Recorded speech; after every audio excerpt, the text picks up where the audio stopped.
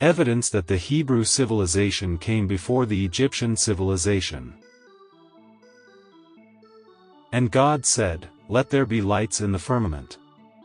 And let them be for signs, and for seasons, and for days, and years." Genesis 1 verse 14.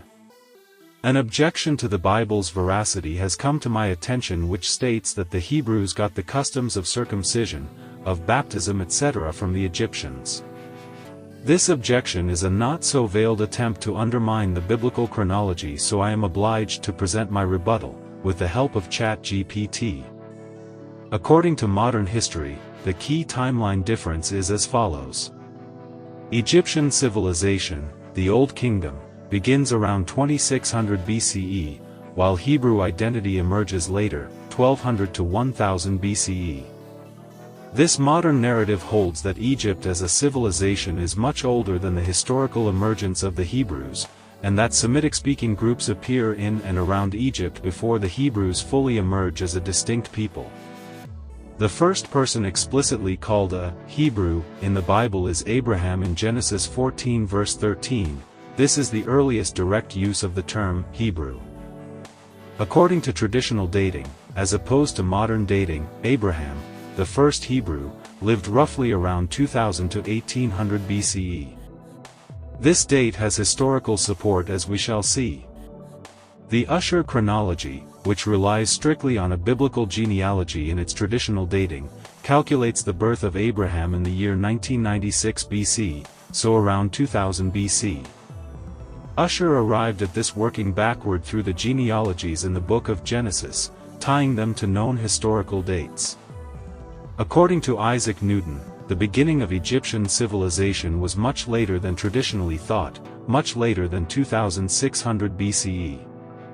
In his work The Chronology of Ancient Kingdoms Amended, Newton argued that the Egyptian civilization began around 1100 to 1000 BC, roughly in that range, which places the Egyptian civilization 7 to 8 centuries after the Hebrews. Newton believed that the Greek and Egyptian chronologies were exaggerated and that dynasties overlapped rather than being strictly sequential.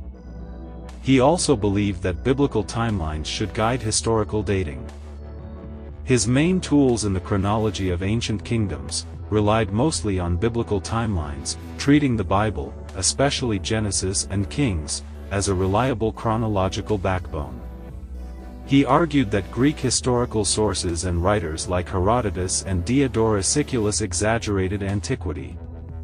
The uninspired Egyptian king lists, such as those attributed to Manetho, an Egyptian priest from Sebennytos, Newton believed these dynasties were overstated and overlapping, not strictly sequential.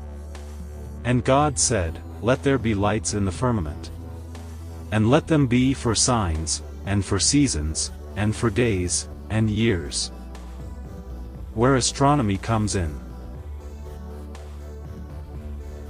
Newton used the concept of precession of the equinoxes, the slow shift in the position of stars over time.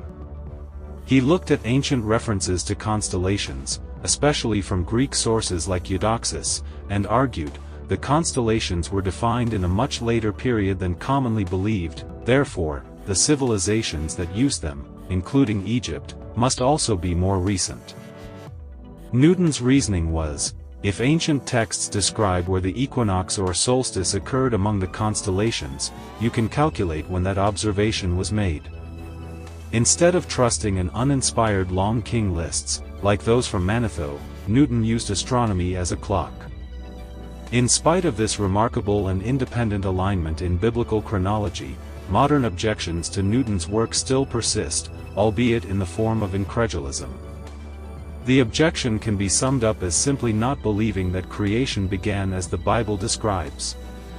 It argues that because Newton believed constellations were created at God's command, rather than evolving gradually over long periods of time, that he was wrong.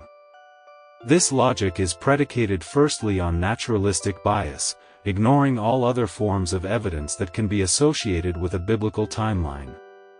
And God said, "Let there be lights in the firmament.